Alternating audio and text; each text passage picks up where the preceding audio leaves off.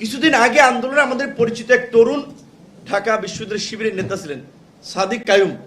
সে বলেছিল যে আমাদের যে ছাত্র সংগঠন হচ্ছে ছাত্র অধিকার পরিষদ, তার থেকে কিছু ছেলেদেরকে তারা মূলত আমাদের ছাত্র সংগঠন থেকে ভাগিয়ে নিয়ে দল বা সংগঠন তৈরি করার জন্য পৃষ্ঠপোষকতা করেছে, সহযোগিতা করেছে। এবং তার বয়ানে সে বলছে যে 18 সালের কোটা সংস্কার আন্দোলনেও যারা ছিল তাদের সাথে শিবিরের নিয়মিত যোগাযোগ ছিল, তাদেরকে সহযোগিতা করত। প্রকৃত অর্থে এই কথাটা যদি আমি না বলি তাহলে এইটা ভুলভাবে একটা মানুষের কাছে ধারণা তৈরি হতে পারে।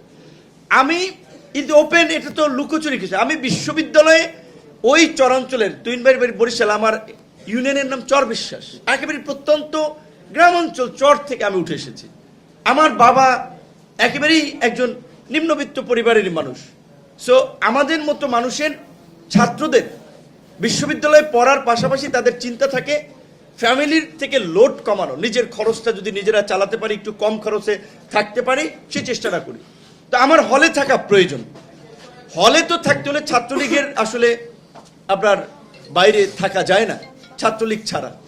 আমরা উঠেছি ছাত্রলীগের হাত ধরে, অনেকে পদ দিয়েছেন, কিন্তু আমাদের বরিশালের নেতা ছিলেন, আলোচনা ছাড়া একটা পদও দিয়েছেন।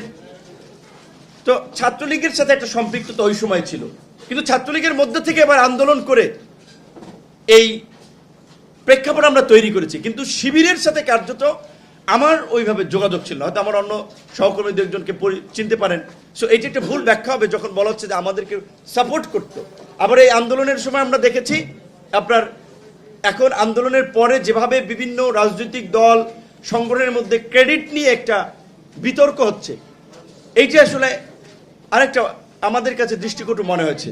তো আমাদের অনুরোধ থাকবে আন্দোলনের, অবশ্যই সাকিব ভাই বলছে যে সমস্ত অংশীজনদের একটা ভূমিকা আছে, কন্ট্রিবিউশন আছে। আমরা প্রত্যেকের কন্ট্রিবিউশনকেই স্মরণ করি এবং আমরা চাই আমাদের মধ্যে আন্দোলনের মধ্যে দিয়ে যে ঐক্য, ভ্রাতৃত্ব এবং সংহতি গড়ে উঠেছিল, সেটার মধ্যে দিয়েই সবাই মিলে আগামীর বাংলাদেশ আমরা বিনির্মাণ করব। তার জন্য আমাদের প্রয়োজন জাতীয় নির্বাচন। আশা করি অন্তর্বর্তী সরকার যেহেতু জাতীয় নির্বাচনের একটা সম্ভাব্য তারিখ ঘোষণা করেছে, খুব দ্রুত সময়ের মধ্যেই একটি জাতীয় নির্বাচন অনুষ্ঠিত হবে এবং বাংলাদেশের ইতিহাসে সেই নির্বাচন যেন একটি মডেল নির্বাচন হয়, সেই প্রত্যাশাই থাকবে।